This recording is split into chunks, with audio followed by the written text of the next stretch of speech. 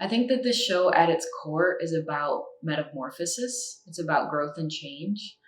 And so I see myself as the butterfly constantly growing, dying, eggs become a caterpillar, the whole thing all over again. You guys get it. You watch natural history.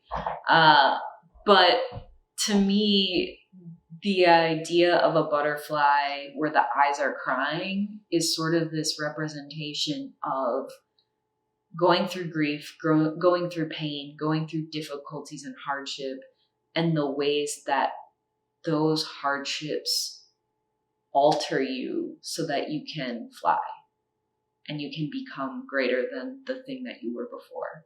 And so I see tears and that representation of struggle as sort of a beautiful crucible that leads to growth and flight.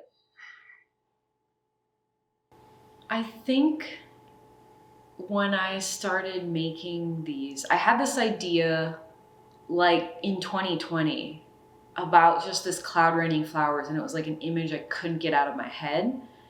And so I started to sort of meditate on that, and that became the impetus for the show. But as I was meditating on that image or idea, I kept coming back to this concept that there's just these constant cycles that, you know, the sun rises, the sun sets, clouds pass, rain falls, flowers grow, they die, the water evaporates, it becomes the clouds. They're always this sort of like, I think it's this gentle, beautiful movement that is constant and eternal, but always flowing, that I think it's just so beautiful to be with and to recognize like our place in the world. And I always feel like when you look at the clouds, you get the sense of your own smallness and it becomes precious. So I feel like the whole thing just became a meditation on clouds and how they represent our mortality and the fleetingness of us. I think that the most difficult part of being alive is the fact that as soon as you figure out where you are, you have to go somewhere else. Like, I feel like our lives are a constant state of flux. We're constantly growing, evolving, shedding the old versions of ourselves. And the people around us are growing too, and they're all sort of on their own journeys. And it's interesting sort of how we grow together and grow apart, but we're constantly growing and constantly changing. And I feel like as human beings, we spend a lot of time trying to figure out who we are. And then as soon as we figure it out, we change.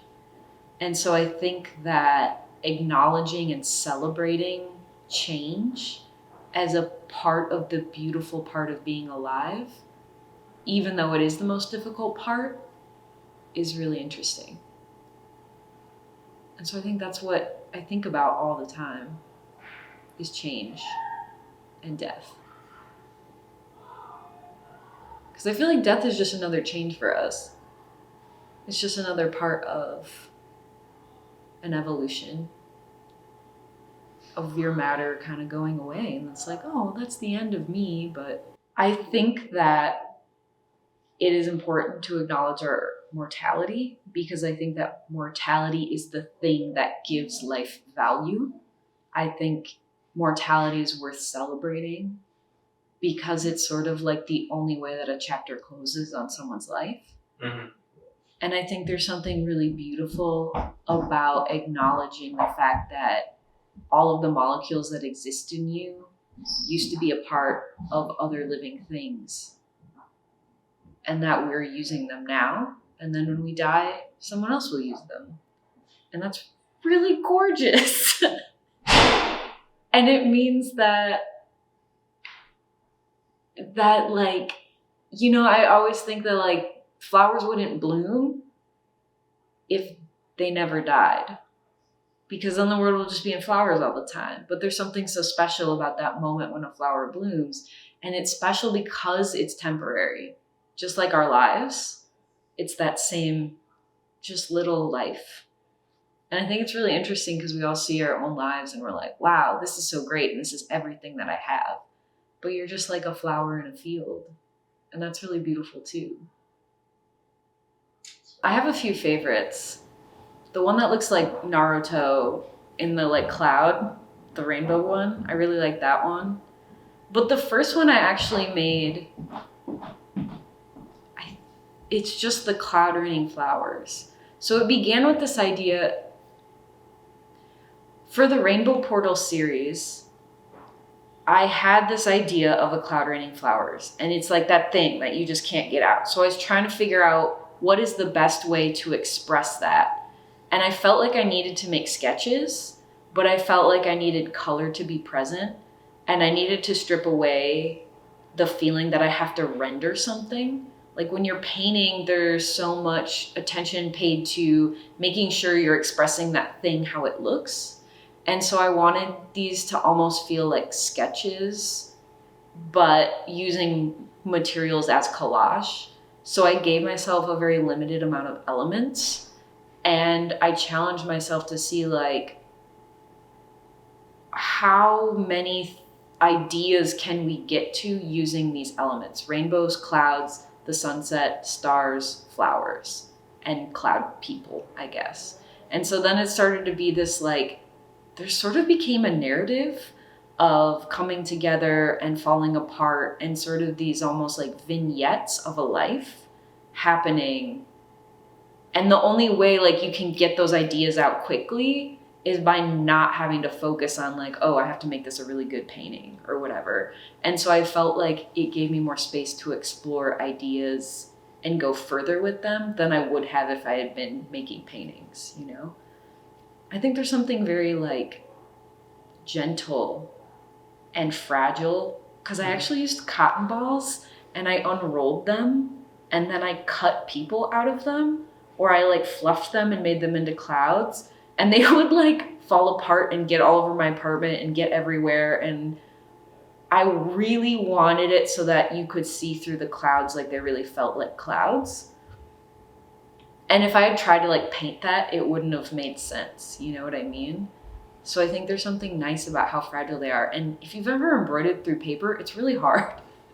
And it wants to tear, and it doesn't want to do what you want it to do. And I think that also lends to that feeling of it being very fragile and delicate, which I think our lives are. I use collage a lot as a part of my process, but very rarely do I use it as my final product. So collage is how I get to a lot of my ideas. Like I just like cut things out and I put them together. I'm like, yeah, that makes sense together. And then I'll create paintings or more complicated works from that. And I think with this, I just felt like I need to go fast and I want ideas to be fast. And I knew that I just wanted it to feel more immediate and more like gentle. But I think at my core, I'm a collage artist who sometimes paints their collages. Like I think I'm really good at painting the collages I make, but most of the time my paintings begin as collages as well. So it's the same process. It just looks different, I guess.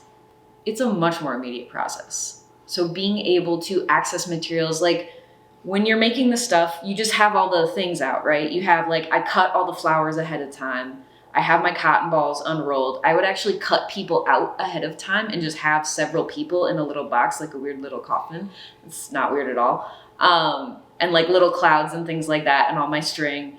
And I would just kind of like throw things together, and I'd like move the people around like I was playing Polly Pocket or something. And they would let, you know, like, oh, what if this? What about this arrangement? And it really begins as like playing with composition and how something as simple as just a figure. These figures have no faces. They don't have any other sort of identifying elements. They're just like, you know, it's a person just on the shape.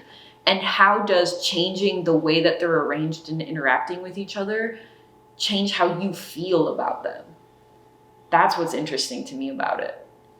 Is because like, we just want to connect to them as people and you can feel them, but there's something almost haunting about the fact that they don't have faces, because it feels like I don't know, it feels like the silence of space, you know? It feels like there's like, you can put yourself into them because there's no one else there, you know, like that can be you. I like that. I had this idea that I wanted to make a giant cloud sculpture raining flowers like 2 or 3 years ago. And it just was like in there. I was like, wouldn't it be so cool if you could just stand under a cloud and it would rain flowers and you could just feel it on you? And then I thought about how it would be cool to take photos with that and I could make it really awesome. But I think what's interesting about a cloud raining flowers is that rain brings flowers. And so it's sort of like a compressed timeline of what will happen. So I feel like there's this beautiful promise to spring that is blooming. But in order to get that, you have to experience all these storms and all of this rain, which metaphorically is a beautiful reminder of how our lives are, about how we have to go through struggles and we have to go through difficult things in order to appreciate these beautiful moments when our life blossoms into being and we reach something new. So to me, that's what that image is about, that idea of a cloud raining flowers. And it's something that I just wanted to be able to fully immerse and envelop myself in. I think I really just wanted to create a magical experience. I wanted to create something that is beautiful, that you get to be a part of, that you can see yourself in, and that helps you engage with the rest of the work on a more intimate level. I think being able to put yourself inside a piece of art allows you to see yourself in art more. So I like the idea of being able to physically immerse yourself into a piece of artwork.